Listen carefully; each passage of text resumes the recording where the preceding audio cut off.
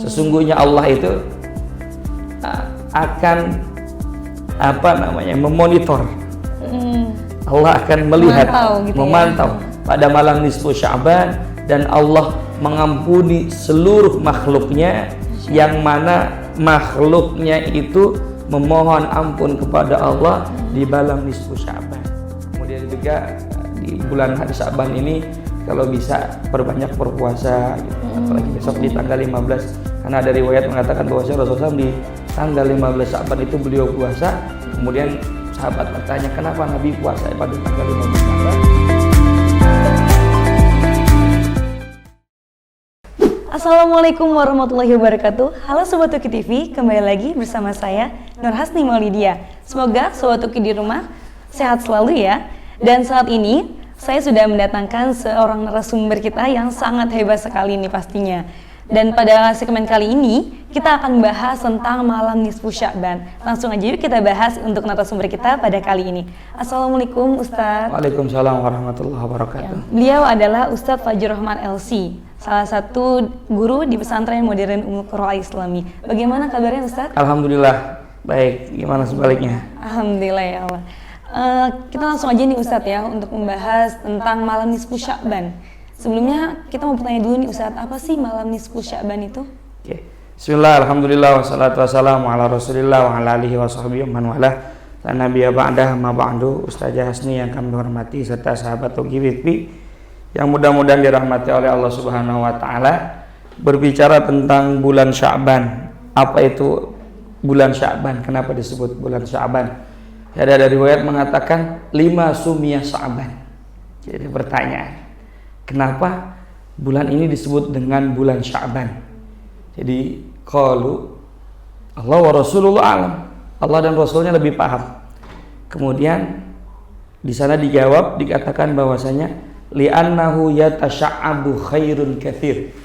Karena di dalam bulan Sya'ban itu terdapat kebaikan yang begitu luar biasa, yang bercabang-cabang.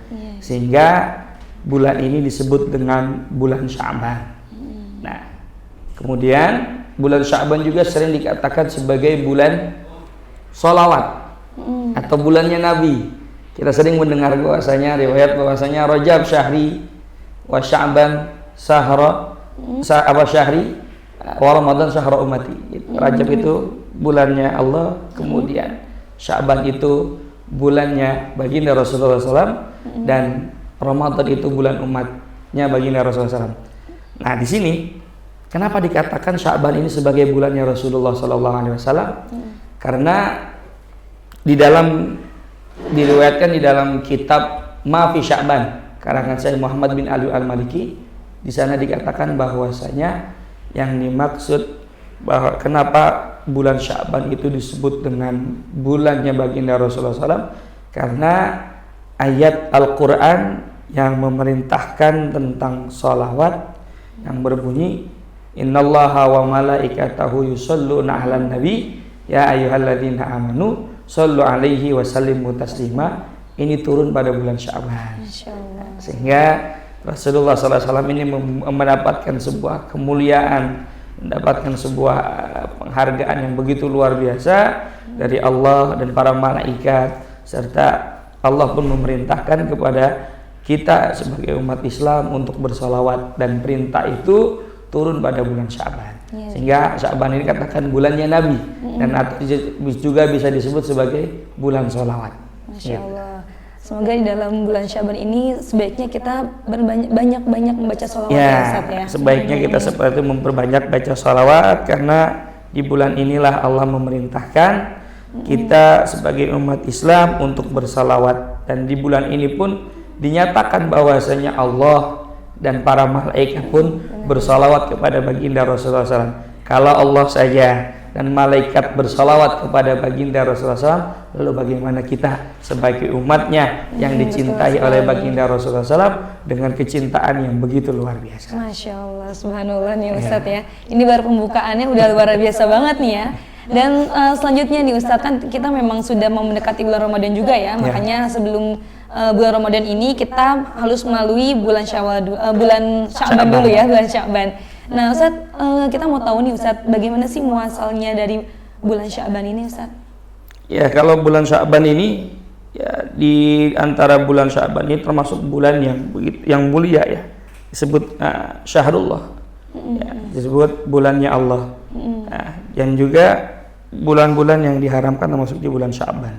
Nah, kemudian juga di antara bulan Sya'ban, keutamaan serta keistimewaan bulan Sya'ban itu bahwasanya ada satu malam yang mana malam tersebut itu malam yang begitu luar biasa, yaitu malam 15 di bulan Sya'ban atau dikenal dengan nisfu Sya'ban. Ya, bulan ini begitu bulan yang sangat mulia sehingga dikatakan bahwasanya di dalam sebuah riwayat di antara ada 5 malam yang sebagaimana diriwayatkan oleh Imam di dalam kitab Targhib wa Targhib, saya dikatakan man ahyal layalil khams wajabat lahul jannah, lailatul tarwiyah wa lailatul arafah wa lailatul nahar wa lailatul fitr wa lailatul nisfi min Sya'ban.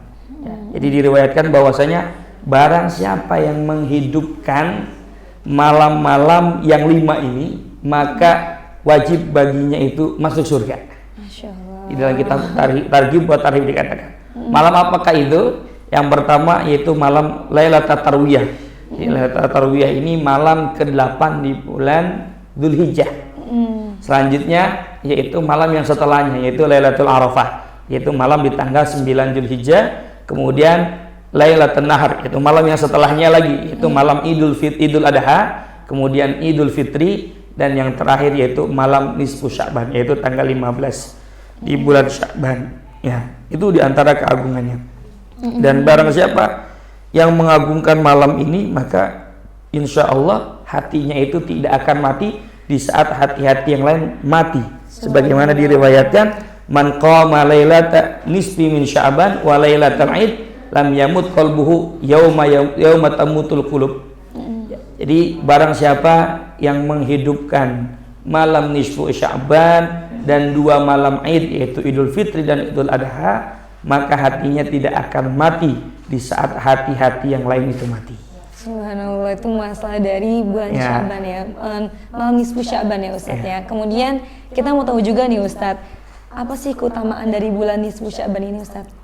Itu tadi keutamanya kita sudah sampaikan, bahwasanya termasuk malam yang diagungkan juga ya. Saking diijabahnya, bisa diriwayatkan juga di dalam riwayat Imam Baihaqi dikatakan, innallaha la yattali'a fi lailatin nisfi min Sya'ban fayaghfiru li jami'i khalqihi illa li musyrikin aw musyrik. Sesungguhnya Allah itu akan memonitor. Allah akan melihat, memantau pada malam nisfu Sya'ban, dan Allah mengampuni seluruh makhluknya, yang mana makhluknya itu memohon ampun kepada Allah di malam nisfu Sya'ban, kecuali ada 2 golongan. Yang pertama yaitu lil musyrik, orang yang menyekutukan Allah. Ya, yang kedua adalah orang yang hatinya penuh cekcok, penuh pertikaian. Nah, 2 golongan ini yang tidak diampuni dosanya di malam nisfu Sya'ban. Nah, jadi apa patut kita perhatikan besok malam kita masuk pada malam nisfu Sya'ban. Artinya di malam ini kita sebisa mungkin untuk selalu berusaha mendirikan atau menghidupkan malam nisfu Sya'ban dengan sholat malam, dengan baca Quran, sedekah dan lain sebagainya. Banyak ibadah gitu ya Ustaz ya. Nah, kemudian di riwayat lain, di riwayat Imam Tirmidzi juga dikatakan bahwasanya innallaha ta'ala yanzilu lailatan nisfi min Sya'ban ila sama'id dunya fayaghfiru li aktsar min adadi sya'ar ghanami kalb. Sesungguhnya Allah Subhanahu wa taala turun. Nah, jadi turunnya bagaimana? Itu kita tidak bisa memikirkan bagaimana turunnya Allah. Tidak bisa dibayangkan ya, tidak bisa dibayangkan dengan akal. Karena akal kita kecil untuk memikirkan keagungan Allah, tidak sulit untuk memikirkan keagungan Allah. Ya.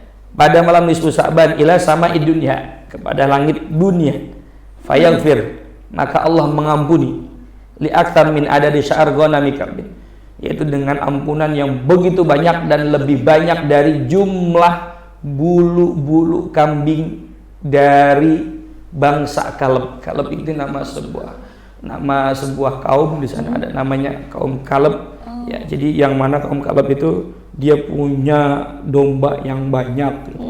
Dombanya begitu banyak. Jadi satu kambing aja kita sulit untuk menghitung berapa banyak bulu. Saking banyak bulunya Saking gitu ya. banyak Ustadz, bulunya. ya. Lalu bagaimana dengan dengan kambing-kambing yang dimiliki sama Bani Kalab yang begitu banyak? Berapa banyak bulunya? Artinya ampunan Allah di saat malam nisfu Sya'ban sangat banyak. Oleh karena itu, mari sama-sama kita memburu ya, memburu maghfirahnya Allah di malam yang penuh diagungkan, malam yang begitu mulia. Jadi ketika malam nisfu Sya'ban ini harus berbanyak ibadah, kemudian juga mohon taubat kepada Allah Subhanahu wa taala karena ini adalah malam yang sangat diagungkan. Jadi kalau bahasa ini tuh aji mumpung gitu ya Ustaz ya. Oke, Ustaz, yang selanjutnya kira-kira amalan apa aja sih Ustaz yang dianjurkan ketika malam nisfu Sya'ban?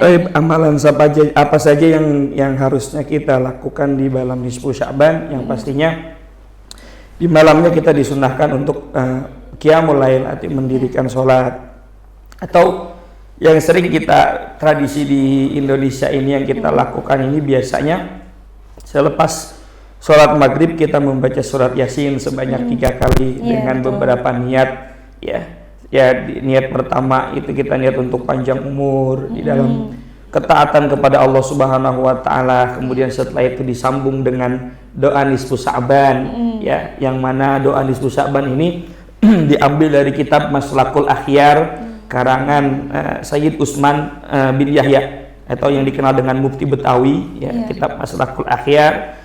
Kemudian setelah itu disambung setelah membaca Yasin kemudian membaca doa, kemudian setelah itu membaca Yasin lagi dengan yang pertama tadi niat panjang umur, yang kedua murah rezeki, artinya rezeki yang murah, kemudian yang terakhir yaitu dengan minta semoga kita selalu dalam keimanan yang tetap. Amin, amin. Tasabut bi iman itu.